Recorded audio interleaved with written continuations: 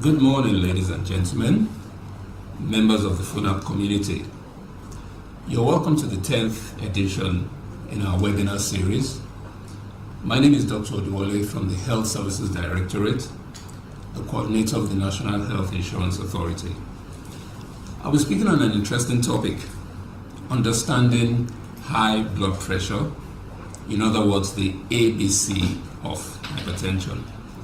I'll be using the words high blood pressure and hypertension interchangeably, even though they mean the same thing. By way of introduction, I believe virtually everyone in the university community has had a blood pressure check at one time or the other, either during an employment process, during registration as a student, or on everyday visits to the health services. And I'm sure that we all know someone who is either managing high blood pressure or who has suffered from the effects of an uncontrolled high blood pressure. Now, it is sad to note that only just about half of people with high blood pressure are aware, and less than half of adults who have high blood pressure are on treatment, which is to say that just about 1 in 5 of adults who have high blood pressure have it under control. A dismal figure, I would say. And thus, high blood pressure is a major cause of premature death worldwide. We should also know that increase in high blood pressure is a natural cause of aging, because we're all products of our genetics, that is our makeup, and our environment, what I'd like to call nature and nurture. Now, I would like to mention briefly the importance of understanding high blood pressure. For a good understanding of ourselves, an understanding of high blood pressure makes us more aware of who we are, what our limitations are, and it builds up our interest in our well-being. It also helps to reduce unnecessary fear of the unknown. It improves healthy habits such as our diet, inculcating regular exercise, and then regular monitoring of our blood pressure. For those who are on medication, understanding our blood pressure patterns helps us to comply better with drug treatment. Now, let's talk about high blood pressure itself. I want to talk of a simple definition. High blood pressure simply refers to blood pressure readings, that is using our monitor, in excess of 140 millimeter mercury. Usually when we measure the blood pressure, we measure an upper reading and a lower reading. The upper one we call the systolic, which I would explain. We use a cutoff of 140 millimeter mercury for the systolic, which is the upper, and then the lower, which we call the diastolic. We use a cutoff of 90 millimeter mercury. Now, let's talk about high blood pressure per se. I want to use a simple analogy so that everyone would have a basic understanding of what gives rise to our blood pressure when it is higher than normal, what the consequences are, and how to pay a premium on monitoring our blood pressure patterns. Now, if you think of the water systems that supply various buildings, usually it will comprise of a pumping machine which draws in water from a reservoir and then pumps out the water into the building. Now, the system of supply into the house is usually through various piping systems. If you remember, these days pipes are made from what we call PVC, plastic materials which are a little bit flexible. That is basically how our blood system, our blood vessels are. In talking about the blood vessels, I'm referring to the veins which supply blood to the heart and the arteries which carry blood away from the heart to supply the various systems of the body. The heart takes in blood from the veins. It fills in at a filling pressure, what we refer to as the diastolic pressure. In other words, the filling pressures of water going into the, of blood going into the heart or water going into the pumping machine is what we refer to as the diastolic pressure. And then the pressure at which this pump pumps the water out to supply the pipes into the building, the pressure is referred to as the systolic pressure.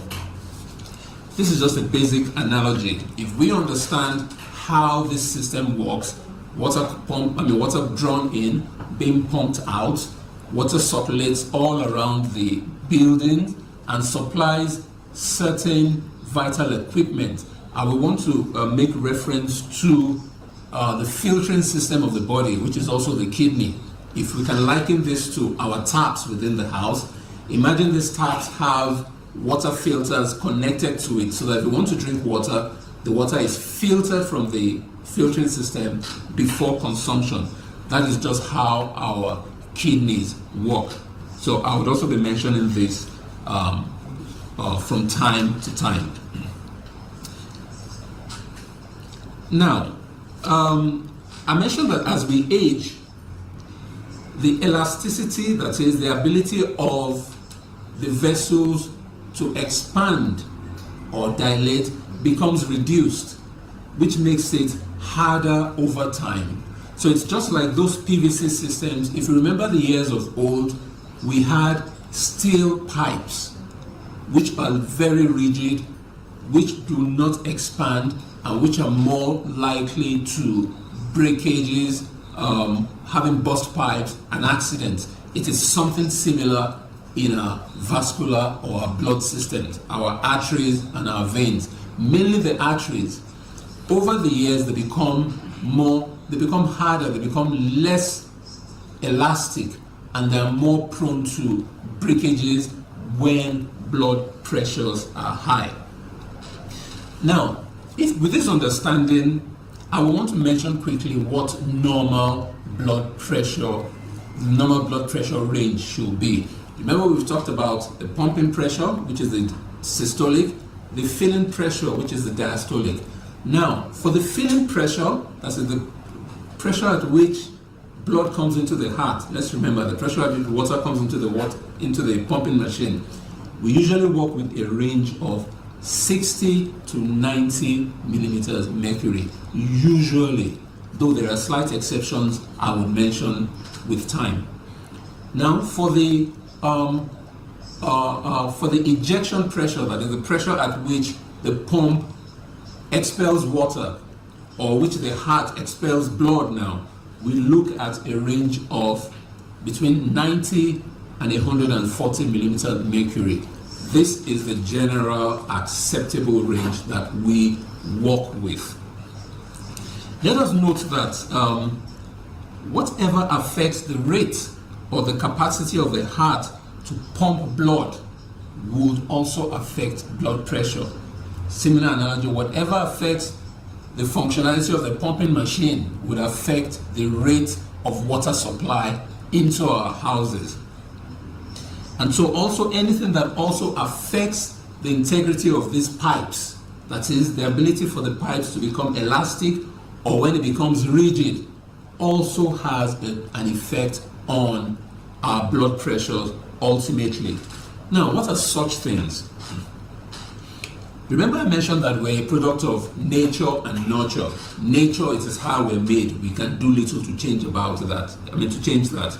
Such things with nature will be our genetics, which is our natural makeup, our gender, male or female, nature determines this, the race we belong to.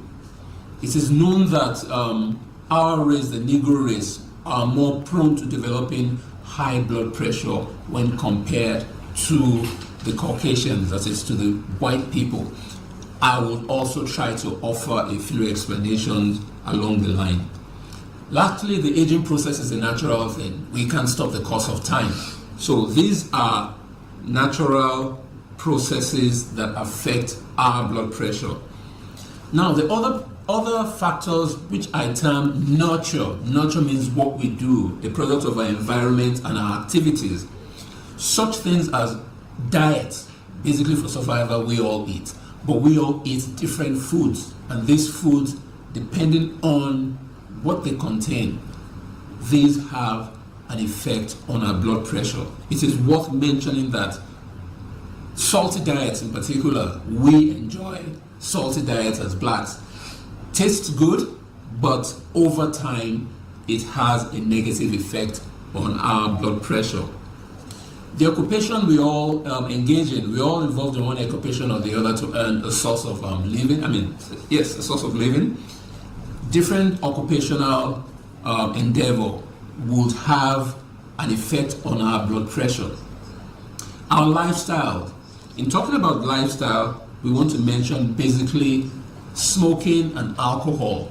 It is something that's commoner in the developed countries, but we are also inculcating those habits. Sadly, these have a negative effect on our blood pressure systems. And then lastly, activity. I wanted to mention that with activity I refer to exercise. Exercise helps to build our muscles. Exercise helps us to control blood pressure better. Now let me give an example. Our trained athletes who engage in regular exercise tend to have lower blood pressure. Why? Because the heart itself is made up of muscles. Regular exercise of these muscles improves the tone. It improves the ability of the heart to cope with the work of pumping blood around the system. Secondly, those who involve in regular exercise use up the excess body fat. Our fat has a way of impacting negatively on our blood pressure for two things. One, the heart has more work to do in supplying blood around our whole bodies, especially when there's a lot of fat. Secondly, this fat in our blood systems, what we call cholesterol mainly, has a way of clogging the internal spaces in our blood system, thereby narrowing the spaces which blood passes through. If this happens, it increases the resistance, the work in which the heart has to do to pump blood around the body, and this has a negative effect. So if you look at this, still based on the water supply system, the pumping machine, the vessels which I've talked about, it gives us a clear understanding of how blood pressure works, how we tend to develop high blood pressure over time. Now, I want to mention some symptoms, some things we might observe in high blood pressure. I will still use the same model I have talked about for easy understanding. Now, we usually refer to high blood pressure as the killer disease. Why do we call it the killer disease? Because most times it gives no symptoms. While the damage is occurring, most times people observe nothing. So many times we find people come to the clinic and say, my blood pressure has been high, but I don't feel anything. I don't think I need to worry. It is people who are having problems, who are having complaints that should worry. This is a grave mistake a lot of people make, and that is why we refer to high blood pressure as a killer disease. So most times you may notice nothing, but also there are some symptoms we might notice as blood pressure shoots up.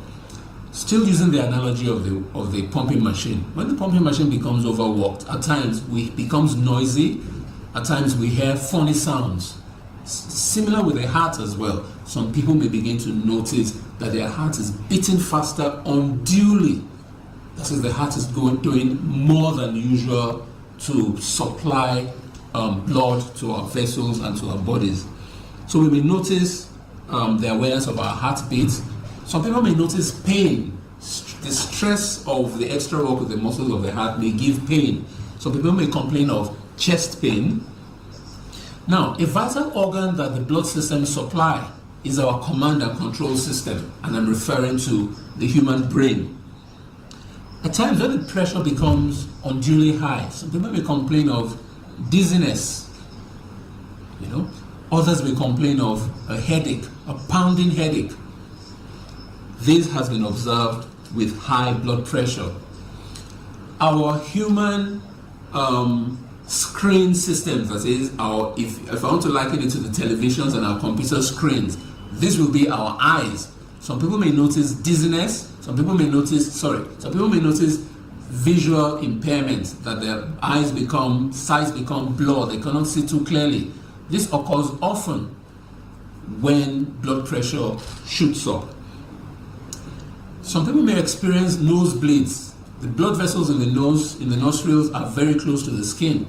So at high pressures, blood can easily leak out through the nostrils, and people may complain that without me having an injury, I notice that I'm bleeding from the nose. This could be from high blood pressure.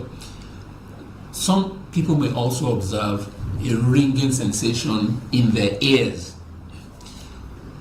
So, how do we detect high blood pressure?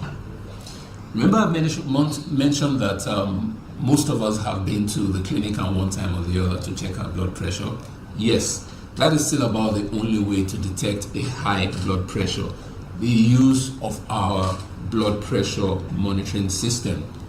And generally speaking, we will use a target of a blood pressure not exceeding 140 millimeters mercury for the systolic. Remember, the force at which the pumping machine pumps out blood. We use an upper limit of 140 or 90 for the force at which the blood receives heart, likened to the pressures at which the pumping machine takes in water. It is also worthy of note that for people who have what we call associated ailments, aside high blood pressure, some people may be diabetic, some people may have had some other forms of heart disease or kidney disease, or even people who generally have a history, that is, who have observed that in their family lineage they tend to develop high blood pressure. For those people, we advise not to wait till blood pressure measurements exceed 140 or 90 before they begin to take steps to bring it down. We usually would use 130 as the upper limit, that is for the systolic, and 80 millimeter mercury for the diastolic pressure in such people. Now I want to talk about what the possible complications of prolonged untreated high blood pressure may be. I will still want to use this same pumping machine system for easy understanding. The pumping machine may pack up, it may stop working entirely. This, in medical terms, if you liken it to the heart, is what we call heart failure. The heart may fail, and such people may die suddenly because the heart is unable to do its primary function. For the brain, remember I talked about the brain being the command and control center. Imagine if the pipe that supplies the brain, that is the blood vessels, the arteries, that is, yes, the blood pipe that supplies the brain, if the pressure continues at uncontrolled levels, that pipe may burst. When it bursts, such people may collapse suddenly.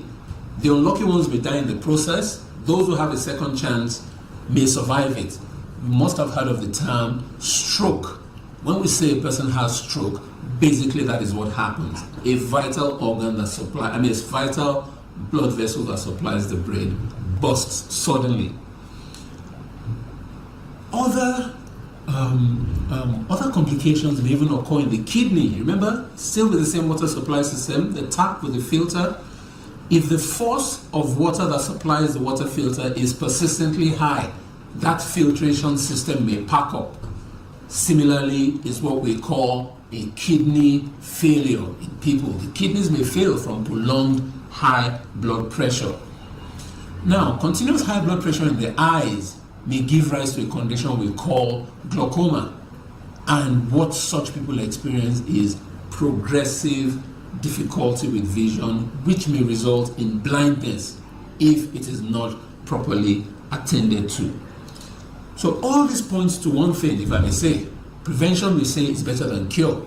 So we must think of ways and steps to slow down the onset of high blood pressure, or to even delay the progression for people who have had an established high blood pressure. So what are the prevention steps we want to talk about? They're basically things we can do with nurture. Remember, nature is how we are. We can do so little to change that.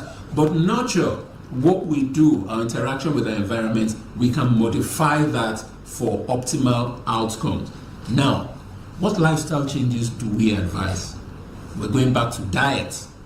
Remember I mentioned that we enjoy taking salt, but this salt has a negative effect on our blood pressure systems. I'll give a quick analogy. Salt has a way of pulling in water wherever it is. Salt is made of sodium and chloride. The sodium in particular has what we call an osmolar effect by pulling in water where it is. So imagine if the salt content in our blood system is high. It pulls in more water. Water constitutes at least about 50 to 55% of our blood. So if you have more water in there, then there's an increased tension within the pipe system, and this translates to an increased blood pressure. So generally we'll say moderate your salt intake. The older you are, the smaller the amount of salt one should consume. In a nutshell, everything should be taken with a pinch of salt, or with a grain of salt. Still with our diet, we advise that we consume less of animal fat. Sadly, the tastier meals we have are the ones that have higher animal fat content. Our pastries, our soups, they contain higher animal fat content. And why we are cautious of this is a substance called cholesterol, which is gotten from the fat. Cholesterol has a bad habit of clinging into the walls of our blood vessels, our arteries in particular. And remember, like we're likening it to the piping system.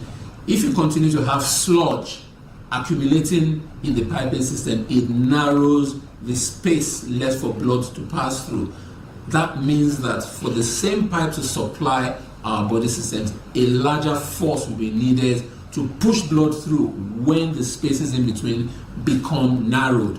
So it is easy to understand that the narrower the pipes become, the more the work will have to do to overcome this resistance. And high blood pressure builds up and it tends to go back to the heart. So that is why we advise less and less of animal fat as we grow up.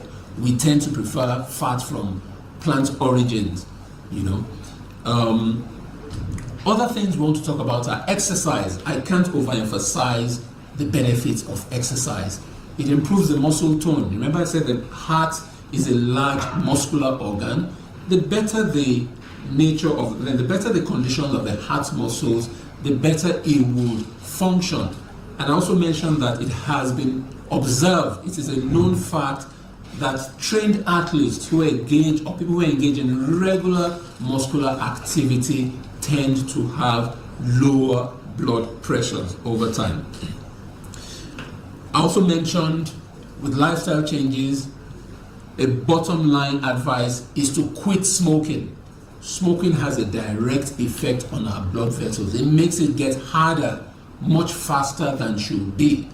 And when the blood vessels lose its elasticity, then it makes it more prone to increasing the pressures. It also makes it more prone to a breakage when the pressures become too high. The same thing goes for alcohol consumption. The general advice is to stop alcohol consumption or cut it down to the barest minimum. Lastly, with lifestyle modification, we also advise stress management. We're all under stress. These are the times. We all should look for a way to cope with our stressful events, because stress releases hormones that makes the heart work more than should and translates to higher blood pressures. Now, for those who have tried all these lifestyle modifications, but still succumb to the facts of life where the blood pressure remains persistent, then we advise drug treatment. Drugs are given to reduce blood pressure. And I would like to give a quick description or explanation of how most of our drugs work. Once again, I would want us to cast our minds to our water supply system. The pumping machine, the pipes, and then the kidneys. Now, some drugs we give will work at the pump. So in other words, what this does is, where the pressures are high, the drugs will attempt to reduce either the rate at which the heart is pumping out this blood, so that the less the volume it pumps out, the less the pressures go into the blood vessels, or we try to reduce the force at which the heart pumps out blood. So some drugs work in this category, in this category of organs, which is the heart. Some other drugs work along the piping system. What these drugs do is they try to restore some elasticity to the piping system such that the pipes become a little more elastic. If it's more elastic, then it copes better with increasing blood pressures.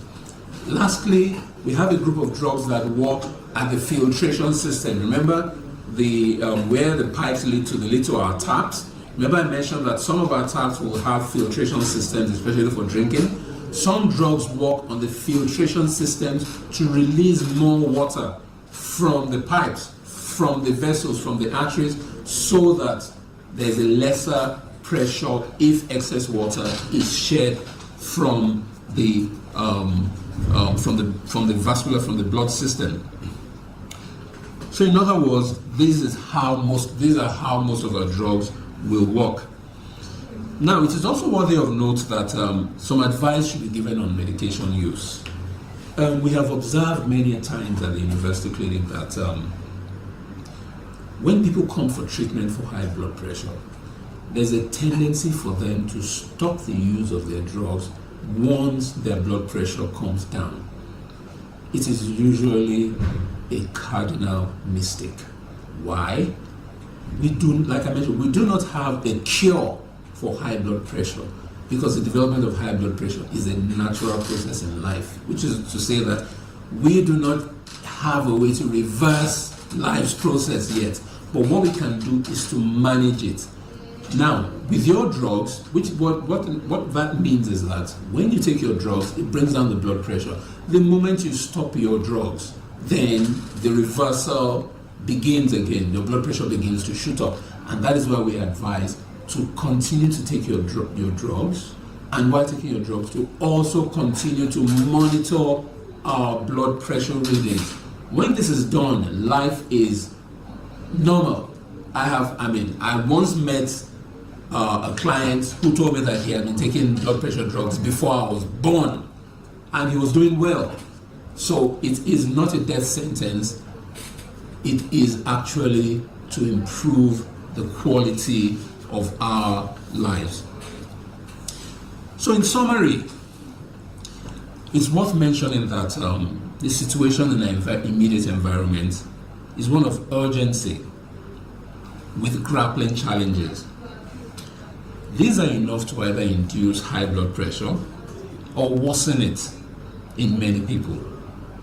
And so my advice to everyone is to embrace blood pressure monitoring. Whether you have high blood pressure or not, you should at least, as an adult, check your blood pressure at least once a year when you have no problems.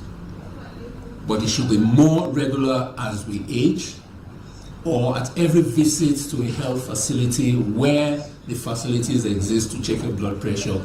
Let us take advantage of it, because the benefit is ours.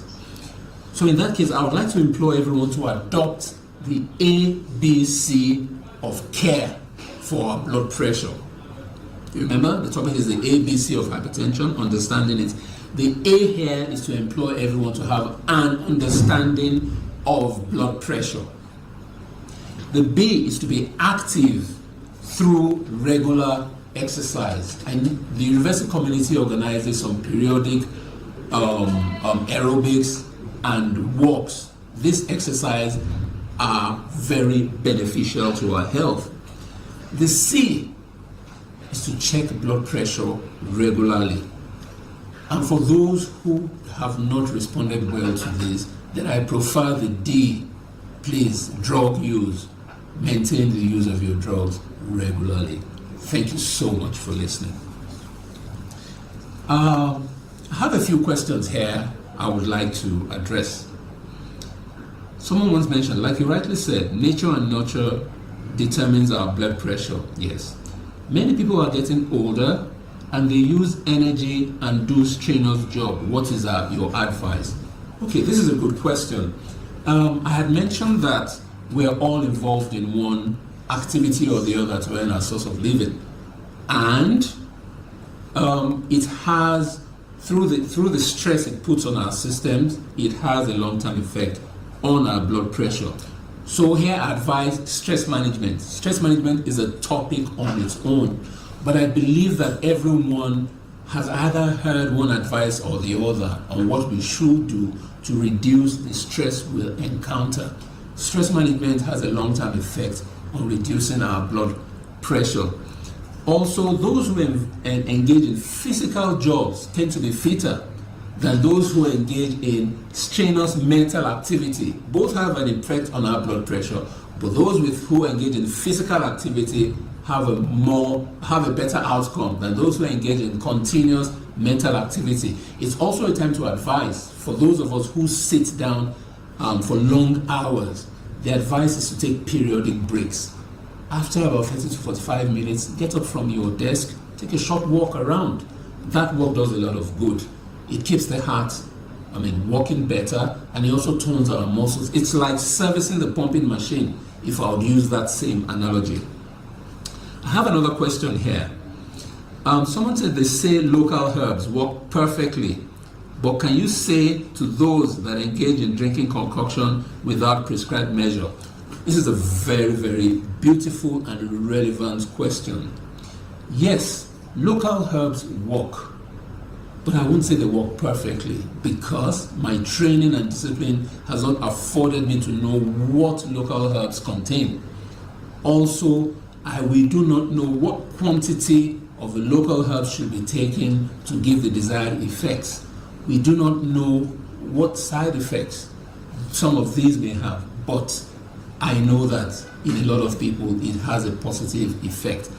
The general advice, even if you're taking local herbs, monitor your blood pressure. Know what happens in the piping system. Know what happens to your pumping machine. Thank you.